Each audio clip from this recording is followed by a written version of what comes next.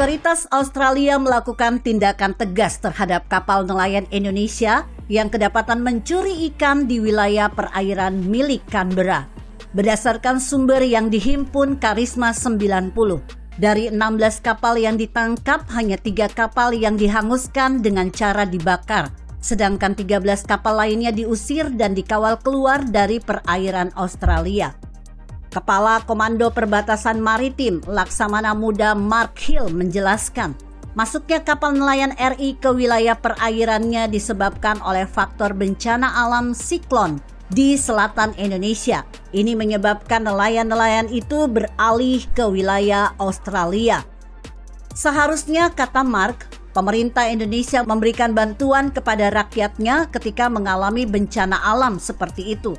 Bahkan beberapa kapal nelayan Indonesia yang tertangkap kali ini bukanlah wajah baru. Diklaim jumlahnya meningkat sepanjang waktu dan pernah tertangkap sebelumnya. Pasukan Sempadan Australia (ABF) telah menyita ratusan kilogram peralatan penangkapan ikan dan hasil tangkapan kapal-kapal tersebut berupa 630 kg teripang. Yang membuat Laksamana Mark heran, para nelayan Indonesia ini tidak terkejut dengan aksi penangkapan oleh pihak berkuasa Australia. Selain itu, Kementerian Kelautan dan Perikanan (KKP) menunda patroli bersama pasukan perbatasan Australia (ABF). Hal itu sebagai respon KKP pasca otoritas Australia melakukan pembakaran terhadap 3 kapal nelayan Indonesia. Mengutip yang dilansir tribunnews.com, Direktur Jenderal Pengawasan Sumber Daya Kelautan dan Perikanan (PSDKP) Laksamana Muda TNI Adin Nurawaludin menerangkan, penundaan patroli bersama dilakukan sampai pihak KKP mendapatkan penjelasan lebih lanjut dari ABF. Seharusnya RI Australia melakukan patroli Jauline Arafura yang dilakukan bersama ABF dan Ditjen PSK DKP KKP. Patroli rencananya dilaksanakan di perbatasan Indonesia-Australia. Operasi ini menggerakkan aset kapal pengawas dan pesawat pemantau yang dimiliki oleh kedua pihak dalam rangka penanganan kerawanan di wilayah perbatasan kedua negara. Adin menegaskan, penjelasan dari ABF penting untuk menghindari kesimpang siuran informasi terkait dengan identitas ketiga kapal yang dibakar maupun 13 lainnya yang diusir dari perairan Australia. KKP telah berkomunikasi dengan perwakilan ABF di Jakarta untuk memperoleh informasi yang lebih detail terkait insiden maupun kapal-kapal yang telah dibakar tersebut.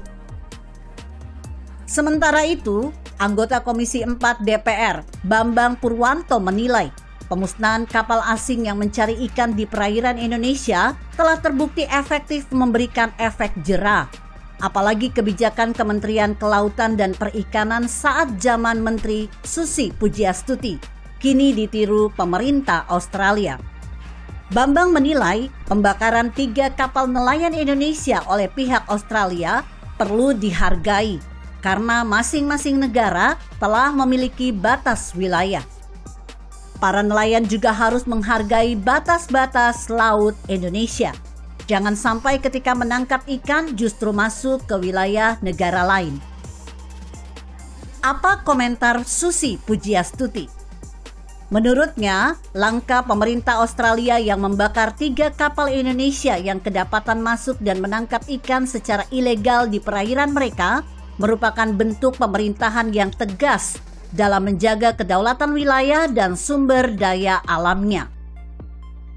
Respek dan apresiasi untuk aparat Australia yang telah menjaga kedaulatan wilayahnya dan resources-nya, ujar Susi dalam cuitannya di akun Twitter @susipujiastuti, Selasa 9 November. Menurut Susi, seharusnya Indonesia bisa melakukan hal yang sama kepada kapal-kapal asing pencuri ikan di perairan Indonesia. Ini demi nelayan asli Indonesia agar bisa mendapat hasil tangkapan yang lebih banyak. Ketika Susi Pujiastuti menjadi Menteri KKP, sejak Oktober 2014, sudah 556 kapal yang dimusnahkan. Sebagian besar berasal dari Vietnam dan Filipina. Pemusnahan kapal dengan cara ditenggelamkan merupakan hal rutin yang dilakukan Satgas 115. Namun dalam prakteknya, untuk menghemat waktu dan efisiensi anggaran, eksekusi tersebut dilakukan hanya 1 atau 2 kali dalam 1 tahun. Lantas, mau apa lagi? Masing-masing negara memiliki aturan tersendiri soal aturan wilayah perairan laut. Negara lain tak bisa melakukan intervensi terhadap aturan yang diterapkan di negara lain tersebut. Nah, kita tinggal menunggu komentar para kadrun. Bisa saja mereka akan menyalahkan Jokowi. Lah, nelayan Indonesia yang tidak patuh aturan negara lain, malah Jokowi lagi yang disalahkan. Hahaha. Begitu kira-kira.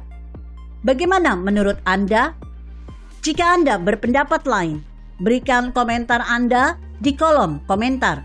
Saya Emma, Karisma 90.